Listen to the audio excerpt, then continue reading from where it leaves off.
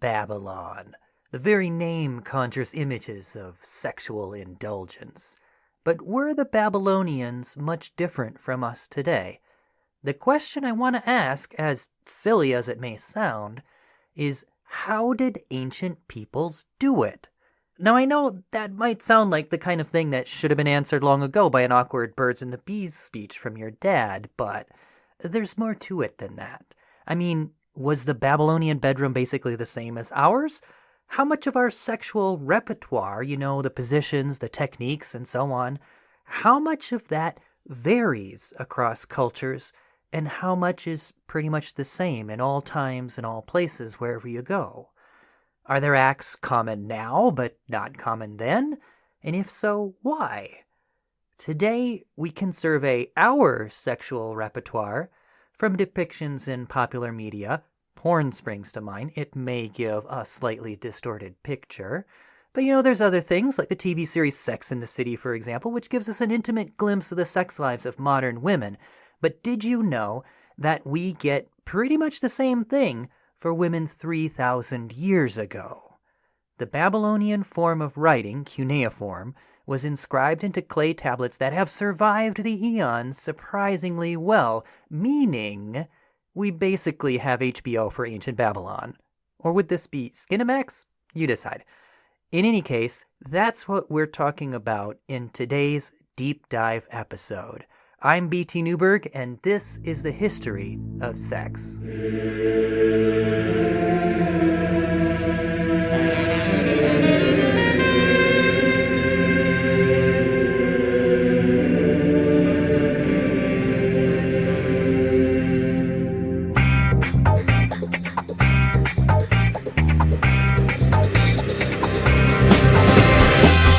The History of Sex is sponsored by Dr. Gillian Kenny, historian of women, sex, and magic in medieval Europe.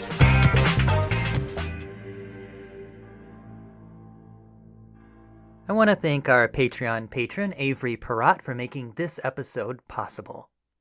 Also, a special shout out to our launch team members, David Sheely and Ray Hicks.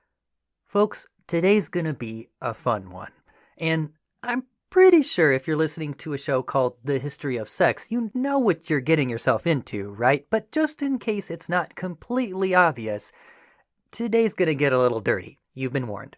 So, how did the ancient Babylonians have sex? Well, I know that you're all hot and bothered, but first we should get a super quick primer on who the Babylonians were, and then we'll find out what their bedroom was like. And along the way, we'll learn a lot about what their gender roles were like too. And folks, I won't blame you if, like an old VHS recording of Taxicab Confessions, you fast forward till you get to the good part. All right, here we go.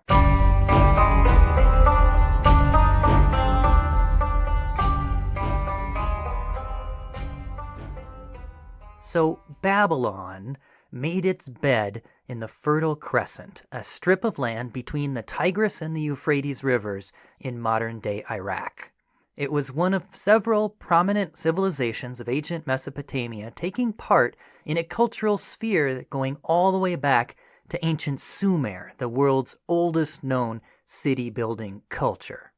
Now, cities began to spring up in the Fertile Crescent of Mesopotamia somewhere between 5,000 and 7,000 years ago, and along with that development came writing, which began as a means of keeping track of goods. I mean, you literally had business receipts in the form of clay tablets that were broken in two, and each party kept half, so that if there was ever a dispute later, they could put them together to prove that the transaction took place.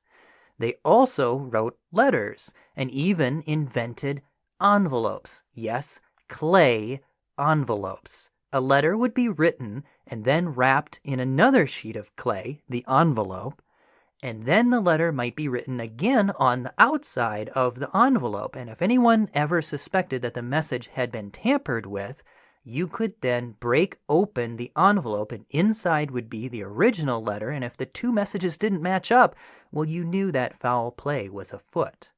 This and many other fascinating and surprisingly modern-feeling things were commonplace in ancient Babylon, which reached about 200,000 people at its height and is thought to have been, for a time at least, the largest city in the world. Now, you've likely heard of Babylon due to biblical influence, possibly via Bob Marley, you know the song, "By the rivers of Babylon." See, Babylon was an on-again, off-again empire, and when it conquered the ancient Hebrew kingdom of Judah, well, it forcibly relocated its intellectuals from Jerusalem to Babylon, and that kinda left a bad taste in their mouths, to put it lightly. Ever since, the Judeo-Christian tradition has depicted Babylon as the ultimate sin city.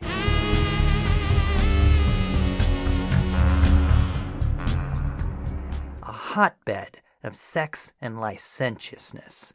And even today, popular media is still playing on that trope. I mean, just recently there was a German-made series called Babylon Berlin, depicting the seedy cabaret scene of Berlin during the Weimar period before World War II, which we've been hearing about in our Sex in the Third Reich series.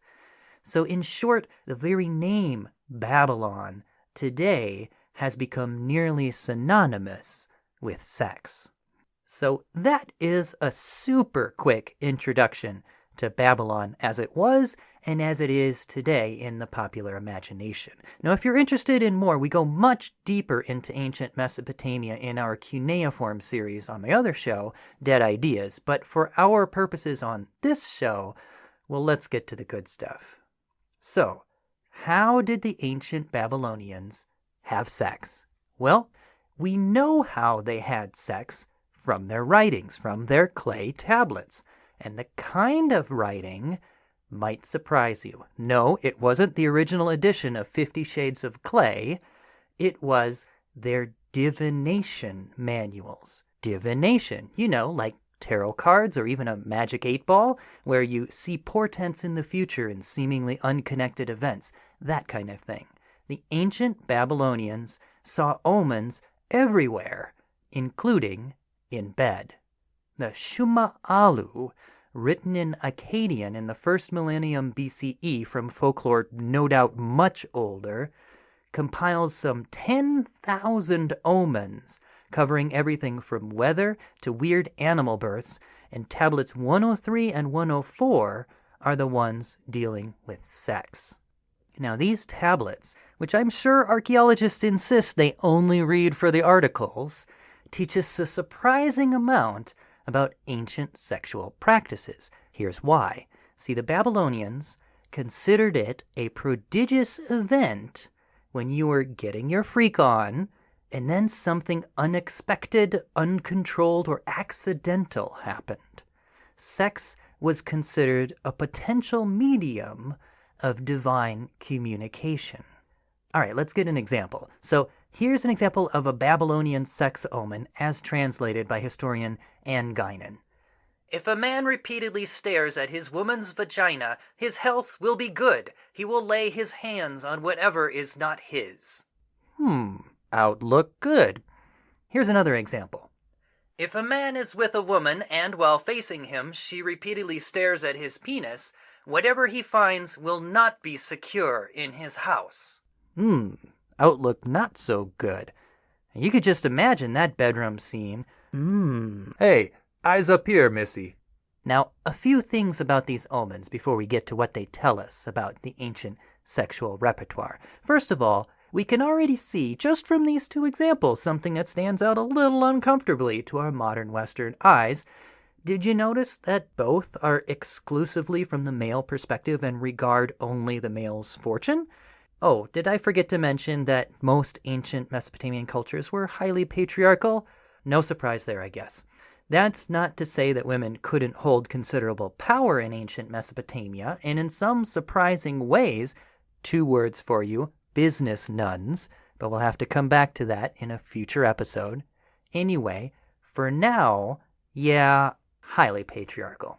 Okay, anyhow, another peculiar thing about these omens is they would seem to be under a person's voluntary control, right? I mean, couldn't you just avert your eyes to avoid the misfortune? Or, conversely, couldn't you do the opposite to gain fortune? I mean, imagine that game. You're like Mario racking up a bunch of coins, but instead of hitting the same block repeatedly, you get girls to stare a pervy long time at your ding-dong.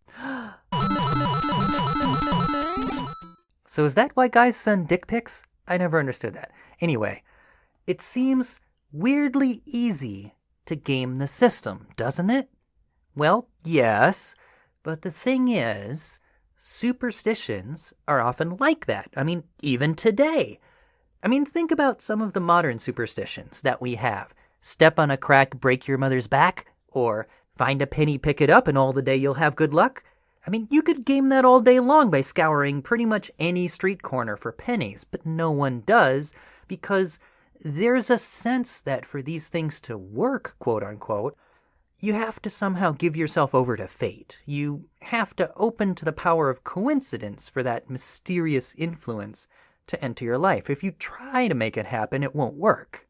And so, whether you're picking up a penny on the sidewalk or a guy at the club, you let things out of control just a little, and then suddenly a chill runs through your spine as you realize that you just stared a little too long at that, and now you perceive an omen in your own behavior.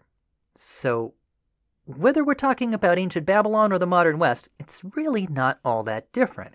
And that's fascinating to me. These omens come from a work written some 3,000 years ago, and yet it's not all that different from our superstitions today.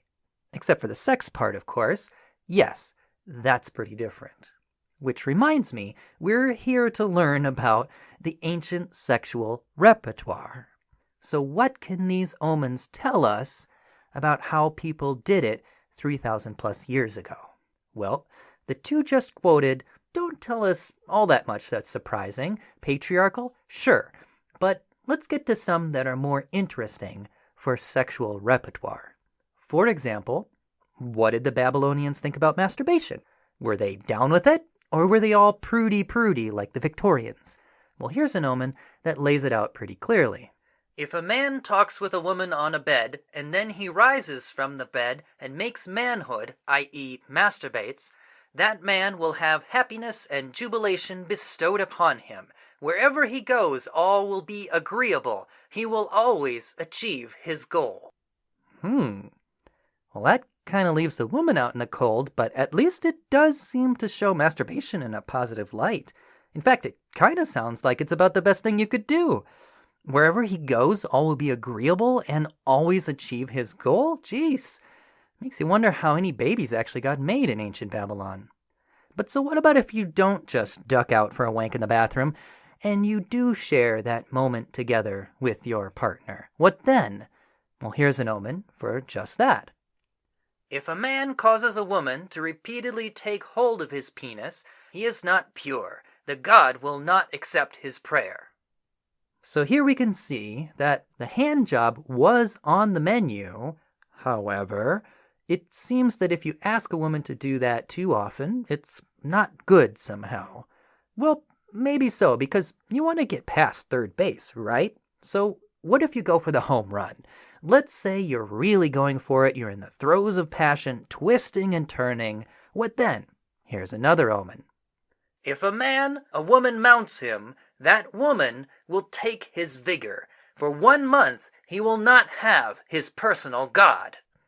Okay, so here we see a sexual position. This seems to refer to some version of cowgirl or something like that. And it's interesting that the fortune is ill, not good, because cowgirl is a position where the female partner is actually taking the active role. And in many ancient cultures, Mesopotamian ones included, gender was deeply bound up with active and passive dichotomies. Male was generally the active one and female the passive one. So if that reverses, as in the cowgirl position, that may bode ill for the couple. Now the specific consequence, he will not have his personal God, is worth explaining as well. The personal God in this omen, as well as in the last one, refers to a person's tutelary deity, which is like a guardian angel, kinda, sorta. See, in ancient Mesopotamian religion, you often had a personal deity who would intercede on your behalf with the big shot deities, the ones in the pantheon whose names you've heard of, like Marduk or Ishtar or somebody like that. And this personal deity was a kind of go-between, or middle management, I guess you could say, in the divine bureaucracy. And this intercession by your personal deity was a primary way of establishing good fortune and prosperity in your life. So if you lose that intercession by peeving off your personal god, well, then you're going to become unlucky and ineffectual in all walks of life. That's how they would have seen it. You will lose your virility, not just in bed, but in life generally. So this seems to be a pretty significant no-no for the Babylonians. Cowgirl? Clearly, they knew of the cowgirl position, and, maybe those who didn't believe in superstition didn't mind it, but those who were superstitious, or even just insecure about their masculinity, may not have brooked their active role being questioned by a position like this. Homie, don't go there. Babylonian men did not play horsey to your cowgirl. Sorry, girls. And sorry, guys. I mean, really, sometimes you just want a break, right? No cowgirl. Jeez. Or, on the other hand, it could also have been something that people did all the time, but then there was some ritual to banish the bad luck part of it. Kind of like our modern superstition of throwing a pinch of salt over your shoulder or knocking on wood, that kind of thing. The compendium that we have here, the Summa Alu, doesn't list a ritual specifically for this omen, but it does for others. For example, here's an interesting one. If a man goes to the rectum of a woman lying on her back, and from out of the rectum he goes to the vagina, the demon Sagalhazu will have her. Either the male will die or the female will die. So that the evil does not approach, you should take your bedding and rub her face, and then it will not approach her. Whoa, what? The demon Sagalhazu? Yikes. Yep. The Mesopotamian religious world was full of haunts and spooks as well. And in this case, a pretty pervy one, apparently invoked by an ATV? Is that a thing? I mean, invoking a demon by a sexual position? That's pretty harsh. Unless, of course, you're into it.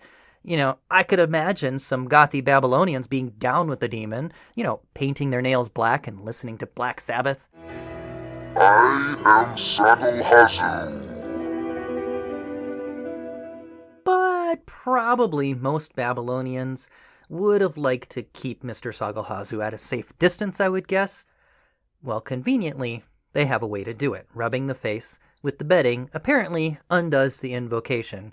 I wish I had that feature on email sometimes. I would like to take some of those back as soon as I've sent them. Apparently the Babylonians had that feature for sex. And in fact, many of the omens in the compendium have counteracting rituals like this, which makes you wonder if all of the negative ones can be similarly worded away, even if they just didn't mention it in the compendium. And if so, it may be that the cowgirl position was perfectly frequent in the Babylonian bedroom, just with the ancient equivalent of knocking on wood afterward. Who's to say?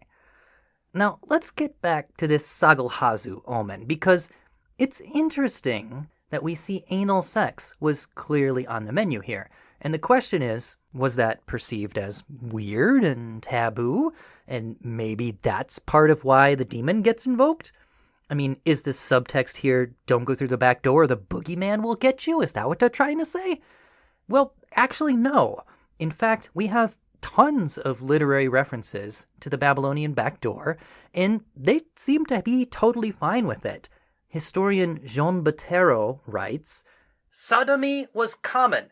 Now, I don't know why anyone in this day and age still calls it sodomy. Apparently, it's still the correct legal definition. But, well, anyway, here's what he says. "Sodomy was common with women as well as men. Not only do many figurines testify to the practice, but texts speak of it openly. We even find the practice chosen as a contraceptive. A priestess is mentioned who had herself sodomized to avoid falling pregnant." Now, the priestess that Bottero mentions was a kind of sacred personnel called a kadishtu. Now, a kadishtu was married to a god, and they were forbidden to have children. Note, they were not forbidden to have sex, just forbidden to have children. So, some of them apparently practiced anal sex as a means of keeping their vows while still leading a fulfilling sex life, or at least as fulfilling as it could be in a society like this. Now, speaking of fulfilling sex lives, here's an interesting question. How pleasurable was sex for the typical Babylonian woman? I mean, with the almost exclusively male perspective seen so far, and the highly patriarchal nature of this society, did anyone even care about women's pleasure? Well, it's hard to say, but here's one clue. According to Jean Bottero, the Akkadian expression nishi libi, which literally means lifting the heart, refers to a man's ability to unfailingly carry his female partner to orgasm. Now, this suggests that they did, in fact, care about female pleasure. It seems to have been important, perhaps even a point of masculine bravado, to be able to lift a woman to the heights of heavens, as it were.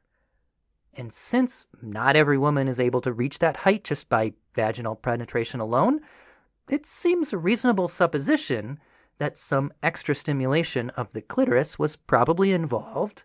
And I'm speculating a bit here, but it sounds to me like the Babylonians were probably woke to the clit. Can't say that about every culture in history. So what kinds of bedroom possibilities does that open up?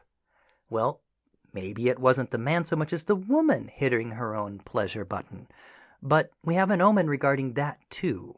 If, when a man is facing a woman, she handles her vagina, that man is not pure. For the rest of his days, his hand will tremble.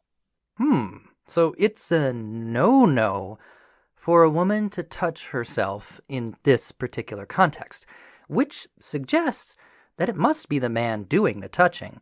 Now, I would think that, if anything, is what would make his hand tremble, from the repetitive motion, if nothing else. But apparently the Babylonians didn't see it that way. So it is looking more and more like Babylonian men probably understood female anatomy and did go to the effort of ensuring that it was good for their partners too. Or at least for their female partners. So far, we've seen only opposite-sex couplings here. But what about same-sex? And how about getting outside the binary altogether, into some transgender territory? What was Babylon like when it came to that kind of funky town? Well, that's what we're going to find out next. But first, we're going to take a short break, and we'll be back after this. Folks, if you want to learn more about the ancient Mesopotamians, why not check out an audiobook on Audible? Audible is offering our listeners a free audiobook with a 30-day trial membership. Just go to audibletrial.com/BTNewberg and browse the unmatched selection of audio programs. Download a title free and start listening. But why Audible? Audible content includes an unmatched selection of audiobooks, original audio shows, news, comedy, and more from the leading audiobook publishers, broadcasters, and entertainers. For example, you can check out the book Babylon, Mesopotamia, and the Birth of Civilization by Paul Kruacek, which I found quite useful in my research. Or, if that's not your speed, well, maybe you'd rather dive into Sex and the City, the book that inspired the TV series by Candace Bushnell. Right now, I'm listening to George R.R. Martin's book, Game of Thrones, the book that inspired that series. You can find all these and more on Audible. And if you do, let me know. We can have a little book club together. To download your free audiobook today, go to audibletrial.com/BTNewberg. Again, that's audibletrial.com/BTNEWBERG for your free audiobook. And now, the History of Sex presents this. There I was in Babylon. So, how'd you meet him? Yeah, dish girl. Well, I had just arrived in the big city to research my new column, Sex in the City of Babylon. And I was looking up at the ziggurat, one of those giant mud brick temples, tall, hard. Mm-hmm. Oh, yeah. Well, I wasn't watching where I was going when suddenly Whoa, watch out! I ran right into him. And the impact knocked his goatskin kilt clear off, exposing his... Hammurabi. How big was it? Remember that ziggurat? No. Oh. Anyway, he says, Well, it appears you have me at a disadvantage. You know the omen. If a woman stares at a man's penis, whatever he finds will not be secure in his house. sounds like you're feeling a bit insecure. Oh, not at all. I don't believe in omens. No? No, but you know what I do believe in? Justice. Justice. Yes, justice. You know Hammurabi's code. An eye for an eye, a peep for a peep. You've seen mine, so how about you show me yours? Oh, no. So what did you say to that? I don't think so. Oh, but it's only fair. You know the other omen. If a man stares at a woman's vagina, his health will be good. He will lay his hands on whatever is not his. You owe me that much. I thought you said you don't believe in omens. Too bad. I like a man who makes his own fate. Wait. Let's do lunch. No, you didn't. Bravo. You go, girl. So, are you gonna see him again? I don't know. I guess I'll let the omens decide. Oh, No. Oh, girl, you gotta get on that. I left feeling powerful, potent, and incredibly alive. No one could get in my way. All right, we're back. So everything we've seen thus far has paired a man with a woman. But the pleasures of the Babylonian bedroom were more varied than that, which can be seen in the following omen. If a man has sexual relations with a male houseborn slave, hardship will seize him. So here we clearly see a same-sex coupling going on. It would not be exactly accurate to call it homosexual because homosexuality as a category of identity wasn't really a thing until the 19th century. Before that, such coupling was seen as a discrete act, not an identity or an orientation. It was something that you did, not something that you were. And indeed, it was something that Babylonian men did sometimes do. But there's more interesting stuff going on in this omen than just same-sex bam-bam.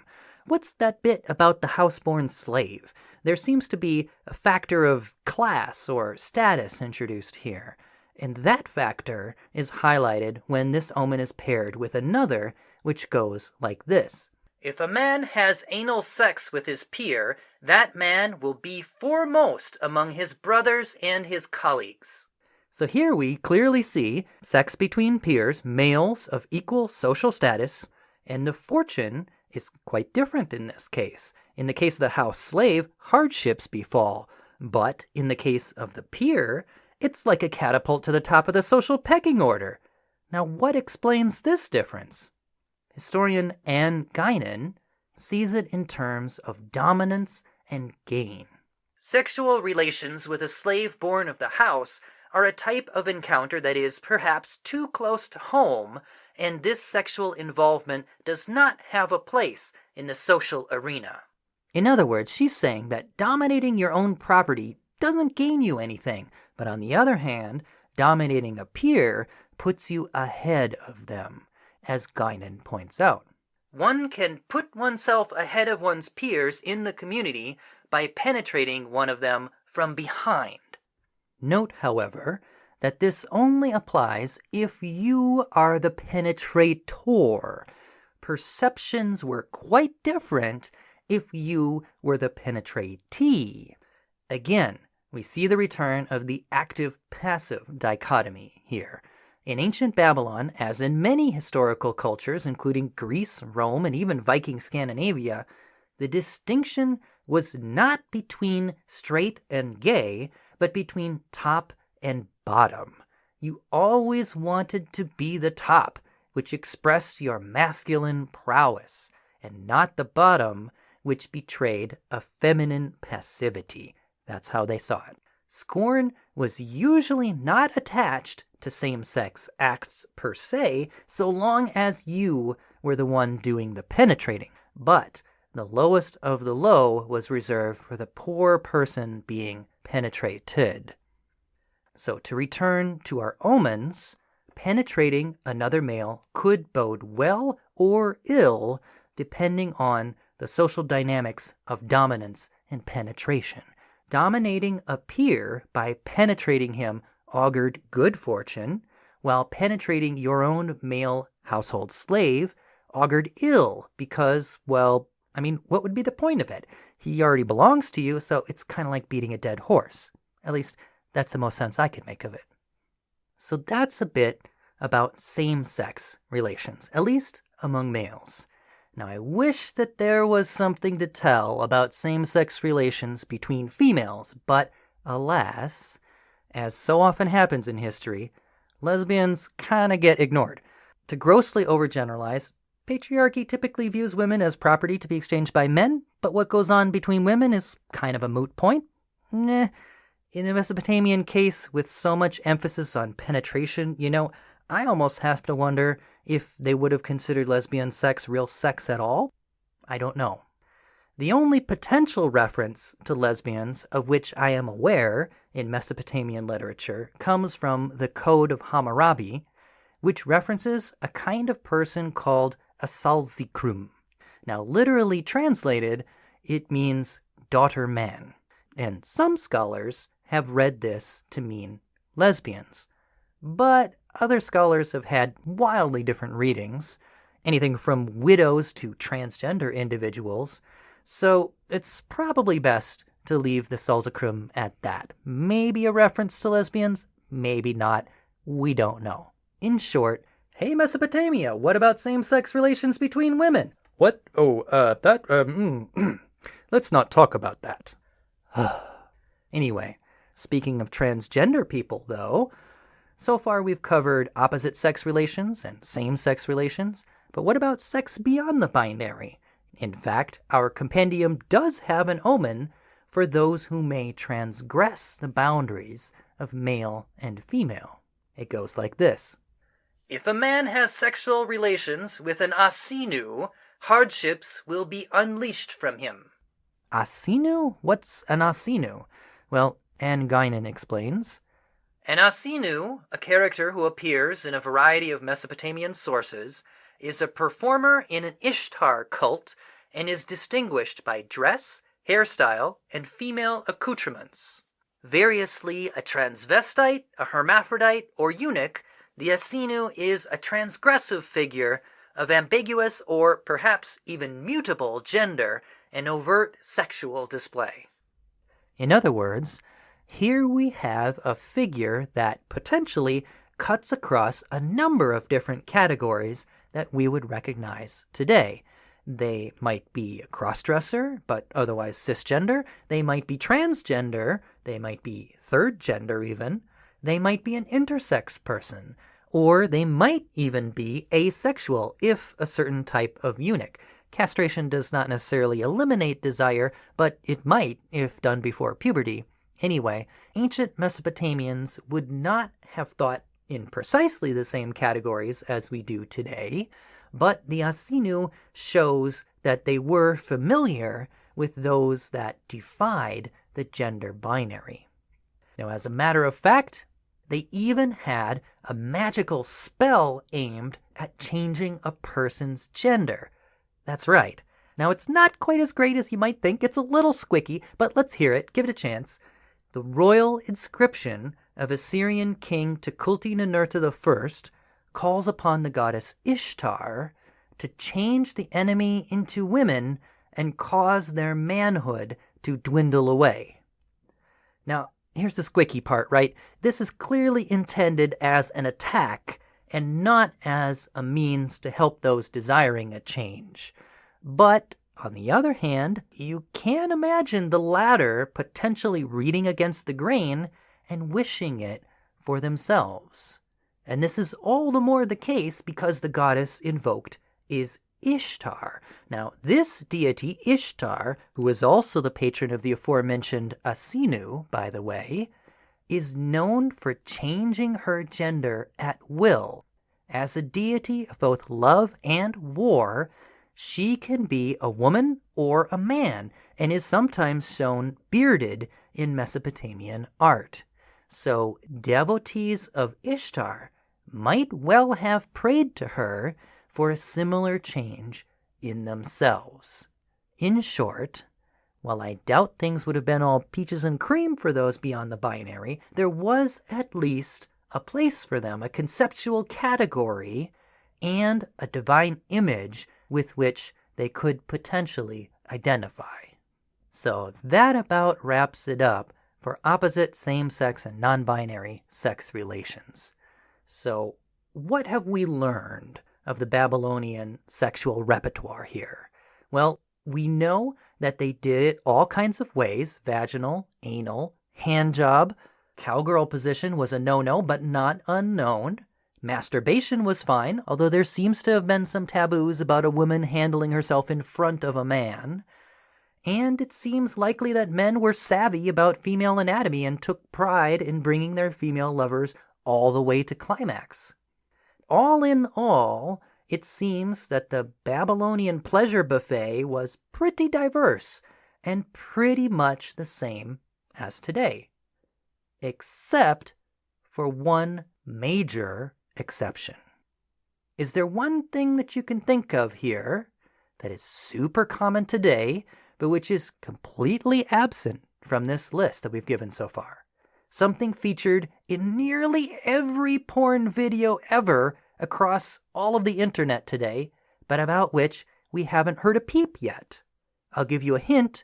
It rhymes with coral. That's right, oral. We haven't heard anything about oral sex today, nor will we. There is not a trace of it anywhere in the Mesopotamian record. Not a peep. Historian Jean Bottero observes, "It is remarkable that in these documents or elsewhere we have never found the slightest allusion to the sexual use of the mouth, so one may wonder whether fellatio and cunnilingus, well known in other areas at that time, for instance in Egypt, may have been the object of a particular aversion or customary prohibition." Oh man, no Babylonian BJs, no eating out? Really? Man, cancel that time travel vacation. Well, I have to be honest, I am surprised by this. I mean, if there was an aversion or prohibition against this, I would think that the one place it'd be sure to turn up is in our omen list here. I mean, I would think that it would be at the top of the list of whoopsie doodles requiring an extra pinch of salt thrown over your shoulder to ward away the, whatever. It seems like something like that would be the kind of thing that would invoke the demon Sagalhazu, or maybe even Sagalhazu's great-granddaddy. But alas, we hear not a word of it in our compendium of omens. Nor do we ever even get a hint as to why the Mesopotamians were silent on this. They certainly would have known about it, since their neighbors, the Egyptians, were all about oral sex. The Egyptians even had a myth where the goddess Isis gets out the divine knee pads for a blowjob so cosmically magical that it brings her lover back from the dead. And yet, as for the Mesopotamians, nothing. It's baffling. Now, Bottero's suggestion that there may have been some kind of cultural aversion or prohibition may not be far off the mark. There are certainly other ancient cultures with glaring holes in their sexual repertoire. The ancient Romans, for example, refused to go below the belt. They were anti-cunnilingus, considering it degrading for a man to perform on a woman. And we actually know the reason in their case. It's kind of interesting. See, they had much the same attitudes about penetration as the Babylonians did. And strange as it may sound, the Romans considered cunnilingus as penetration of the male by the female. Figure out that twisted logic. I think it may follow an analogy to fellatio, which is seen as the guy penetrating the girl, even though the girl is really the active partner in that act. So, seen in that way, cunnilingus would be the girl penetrating the guy, I guess. In any case, it doesn't have to make sense to us. It just has to make sense to them, and that is what they thought. So if the Romans' precursors, the Babylonians, were anything like them, well, maybe they saw it in terms of the penetrator, penetratee, or active-passive dichotomies that they cared so much about as well. It would seem at least a reasonable starting point for speculation, but it's still just a shot in the dark. And at the end of the day, we just don't know why the Babylonians never mention oral sex. Well, I guess sex in Babylon wasn't just like today. Close, but no cigar. In fact, no cigars in anybody's mouths. So sad. Anyway, we're just about done with our episode today, folks. But to finish off this topic and to bring our narrative to a climax, well, there's one last thing that the Babylonians were definitely down with. We already heard about the priority placed on bringing girls to orgasm. So what about guys? When a dude blew his load, did that mean something mysterious? Yes, it did. Oh boy, you bet it did. In fact, of all the categories of omens that I could find, this one has the most. I found no less than 5 different omens related to the male orgasm. Check it out. If a man ejaculates in his dream and is spattered with his semen, that man will find riches. He will have financial gain. If a man has sexual relations and then, in the same night, he ejaculates in his dream and is spattered with his semen, that man will find riches. He will have financial gain. If a man has sexual relations with a woman and then ejaculates and is spattered with his semen, it is good. That man will have financial gain. If a man has sexual relations and then, in the same night, he ejaculates, that man will experience heavy expenses. Better watch out for that one, I guess. And finally, if a man persistently has sexual relations with a woman and always ejaculates repeatedly, he will die in his prime. Ouch! Always ejaculates repeatedly? That sounds painful. Kind of like that condition where you can't stop hiccuping, except... yeah, well, in that case, I'm not sure if dying in your prime would be a curse or maybe a blessing. Well, I suppose this could just be a reference to multiple orgasms, which is actually a thing for guys. You can train yourself to do it with practice.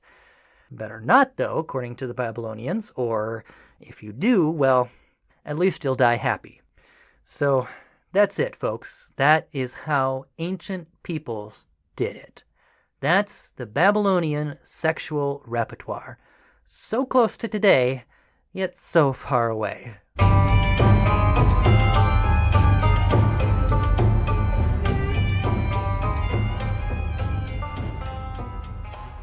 I hope you learned something today. I know I did.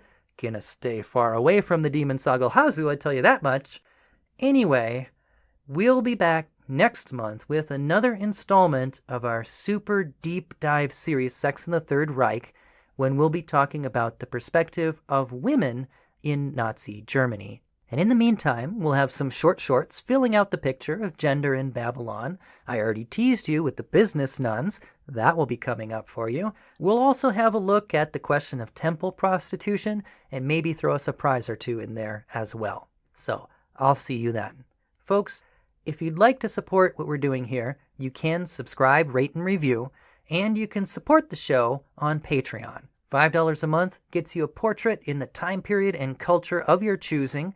I will draw you as a hard Assyrian warrior standing proud and inviolate. Or maybe I'll draw you staring a little too long at something just outside the picture frame. Whatever you want, I'll make you look awesome, I promise. You can support us at www.patreon.com/BT Newberg. That's patreon.com/BT NEWBERG. All right, I'll see you next time. I'm BT Newberg, and this is the history of sex.